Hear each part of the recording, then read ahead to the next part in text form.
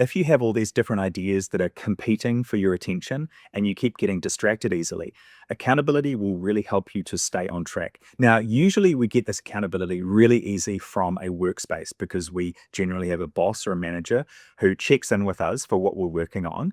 And they say that's the most important thing. And so suddenly we have our priority, and then everything else is deprioritized, and we can just focus on that one thing until it's finished. And generally, that manager or that colleague will be asking for that thing to be completed. Where's it at? Can you send it to me? I need to look at it. I want to approve it. And then you're going to go off to the next stage, and someone else is going to keep working on a component of that project. This is really important to think about for yourself when you have a side hustle or you're starting your own business or you're working on a creative project for yourself.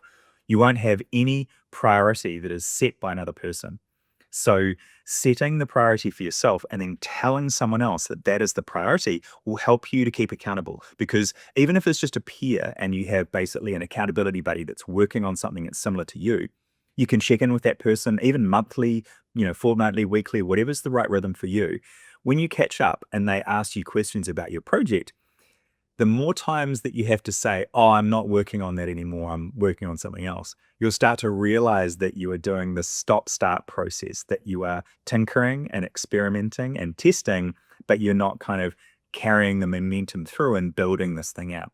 So, and that's a natural process to have. If you're a very creative person, you've got a bit of a spicy brain, if you're easily distracted, you won't get through to the finish line very easily because you don't worry too much when you're delivering for a boss because they're just going to have their opinion.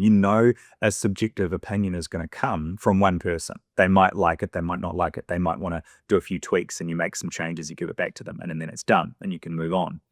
But when you're making this thing for yourself because you decided to create it and put it into the world for your business or for your creative project for yourself, it's really daunting because you suddenly feel like thousands of people are going to have an opinion on the thing that you made. Now, that is literally what success is. Success is lots of people being exposed to a thing that you've put into the world and saying, "Yes, I like it. I'm going to buy it off you."